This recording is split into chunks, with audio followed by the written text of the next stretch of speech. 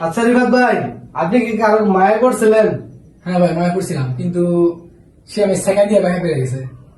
তো যেহেতু আপনাকে ব্যাখ্যা করে দিয়ে গেছে, অবশ্যই আপনি মায়াবতীকে নিয়ে একটা ডায়লগ দিবেন। তাকে নিয়ে বলার মতো কিছুই নাই, তবু একটা কথাই বলবো যে ওরে বেইমান মায়াবতী, মনে রাখিস